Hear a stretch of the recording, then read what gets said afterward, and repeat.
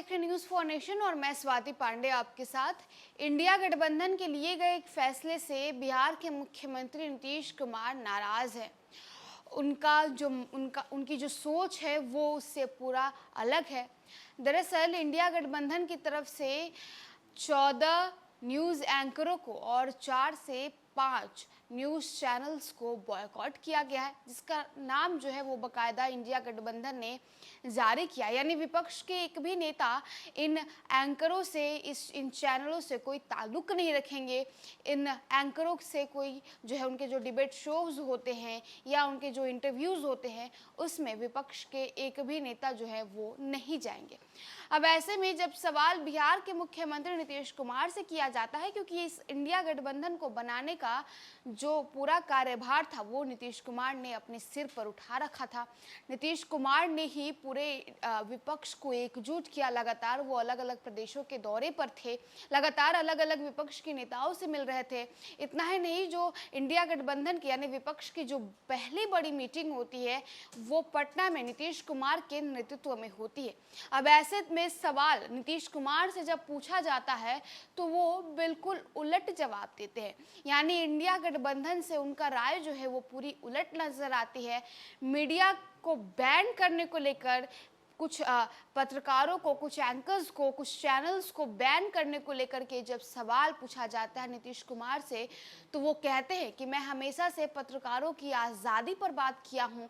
मैंने हमेशा से कहा है कि पत्रकारों को अपना काम पूरी आज़ादी के साथ करना चाहिए। ये बिल्कुल गलत है। किसी भी पत्रकार को, किसी भी एंकर्स को रोकना, किसी भी चैनल को बैन करना, ये बिल्कुल गलत है। दलों के गठबंधन इंडिया द्वारा 14 न्यूज एंकर्स को बॉयकॉट करने के फैसले पर बिहार के सीएम और विपक्षी गठबंधन के सूत्रधार नीतीश कुमार की पहली प्रतिक्रिया सामने आई है। पत्रकारों से बातचीत के दौरान उन्होंने कहा कि उन्हें इस बारे में पता नहीं है। हम क्यों पत्रकारों के विपक्ष में रहेंगे? जब पत्रकारों को पूरी आज़ादी मिल जाएगी तो पत्रकार को जो अच्छा लगेगा वो लिखेगा। उस पर नियंत्रण किया जा सकता है क्या? हम आज तक किए हैं क्या? ये उनका अधिकार है, हम उनके खिलाफ नहीं हैं। नीतीश कुमार ने कहा कि अभी जो केंद्र में है वो गड़बड़ करके कुछ लोगों को एकत्रित किए हुए हैं। आप लोगों को भी तो पता है, हम तो आप लोगों की इज्जत करते हैं। आप लोग हमसे पूछते हैं कि कुछ हल्का लिखिएगा, आपको कहा जाता है ये मत लिखो। आजकल ये सब हो रहा है। नीतीश कुमार ने कहा कि इंडिया गठबंधन में हमारे साथ जो लोग हैं उन्हें लगा होगा कि इधर उधर कुछ हो रहा है, लेकिन हम किसी के खिलाफ नहीं हैं। जब सभी पत्रकारों को आज़ादी मिलेगी तब अपने अपने ढंग से अच्छा लगेगा और वो अच्छा लिखेंगे। आपको बता दें कि विपक्षी गठबंधन इंडिया ने जो है वो 14 न्यूज़ एंकर्स को बहिष्कार करने का फैसला लिया था। इन एंकरों के शो में इंडिया गठबंधन के सभी दल अपने प्रवक्ताओं को नहीं भेजेंगे। 14 न्यूज़ एंकर्स की लिस्ट में अदिति त्यागी, अमन चोपड़ा, अमीश देवगन, आनंद नरसिम्हा, अर्नब गोस्वामी, अशोक श्रीवास्तव, चित्रा त्रिपाठी, गौरव सावंत, नविका कुमार, प्राची पराशर, रूबिका लियाकत, शिव अरोड़, सुधीर चौधरी और सुशांत सिन्हा का नाम शामिल है।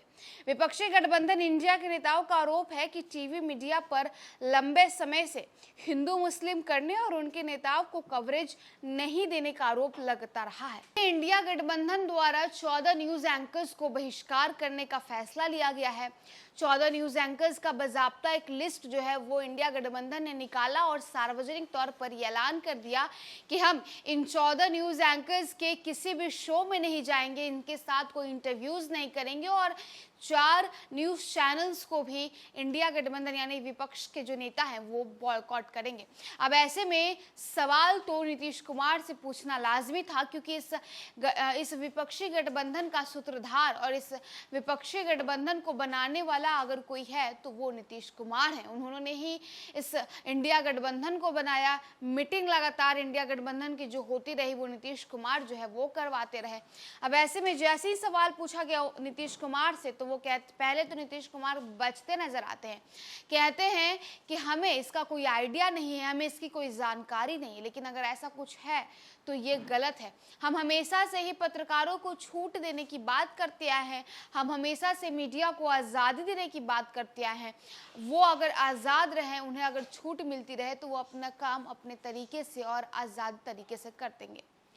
फिलहाल इस खबर में बस इतना ही। और भी वीडियोस अपडेट्स के लिए आप देखते रहे न्यूज़ फाउंडेशन। धन्यवाद।